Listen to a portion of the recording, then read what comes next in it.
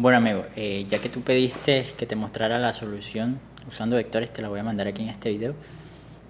Básicamente lo que hago es esto. Yo tengo el problema original, aquí está la figura. Vamos a ver si enfoca la cámara. Listo. Entonces yo tengo estas tres líneas acá, esto cierra, la figura es cerrada. En ese momento no se me ocurrió nada geométrico porque, como te digo, me frustré porque la imagen no estaba a escala. Me dijeron de una vez no está a escala.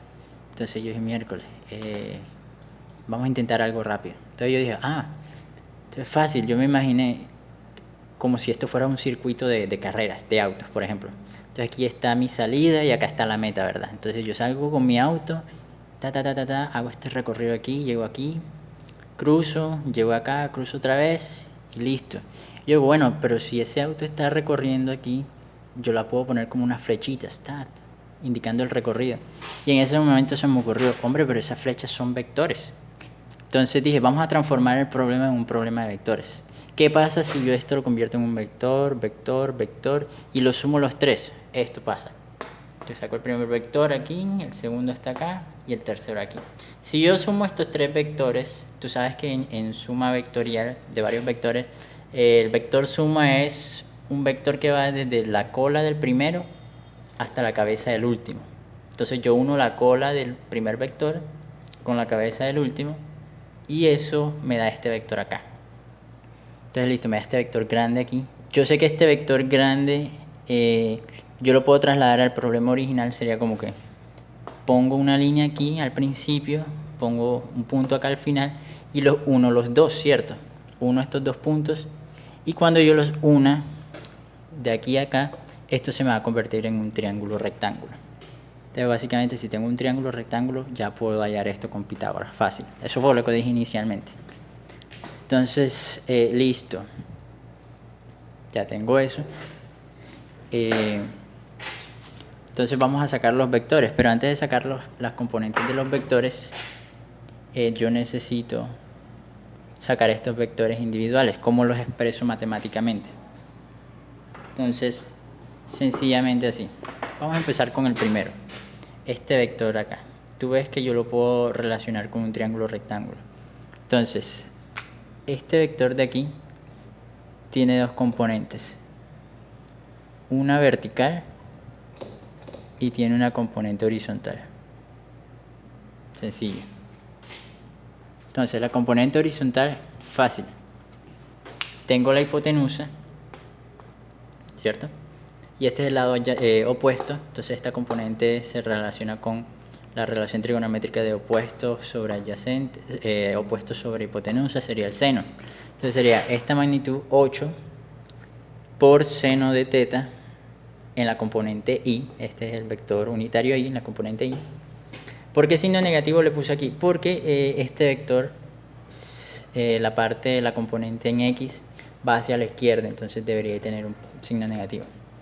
En Y también negativo porque el vector empieza aquí, pero tú vas descendiendo en el sentido de la Y baja hacia abajo. Entonces, negativo. Y si esta era la componente seno, esta tiene que ser la componente coseno, adyacente sobre hipotenusa. Primer vector listo. Segundo vector, bueno, aquí aplicas un poco de geometría analítica y con unos pasos tú te das cuenta que este ángulo de aquí respecto al horizontal tiene que ser este mismo ángulo de acá. Listo, con eso en mente, ya yo tengo este vector, me ubico aquí.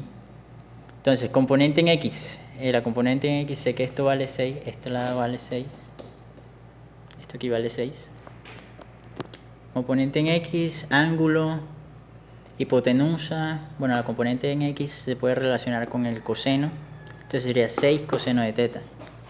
Negativo porque estás aquí y terminas acá. Terminas más a la izquierda todavía. Entonces una componente negativa. 6 coseno de teta. En la componente Y, signo negativo.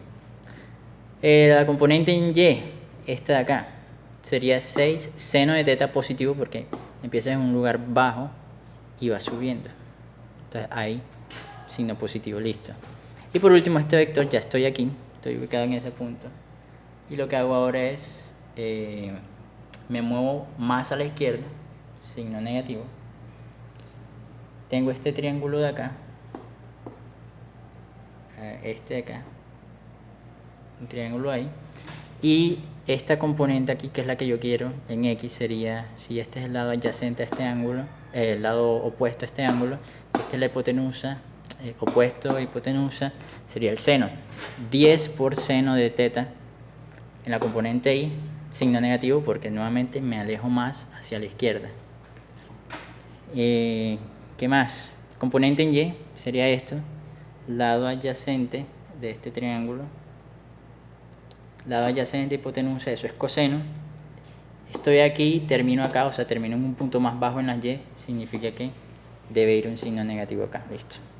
Entonces ya tengo esos tres vectores. ¿Qué hago ahora con ellos?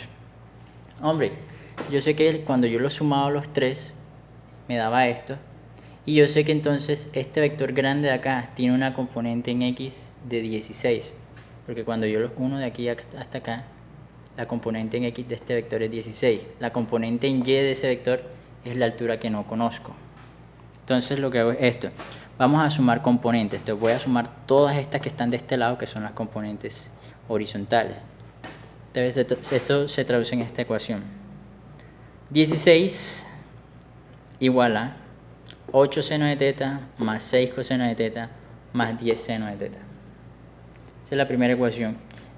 Te digo, al principio yo no sé qué es teta, de hecho es una incógnita más del problema, pero eso no nos detiene, porque yo de aquí simplemente con mi calculadora pues, puedo hallar cuánto vale teta. Resolviendo para teta, la calculadora me da este valor. Teta aproximadamente es 0.6816 radianes.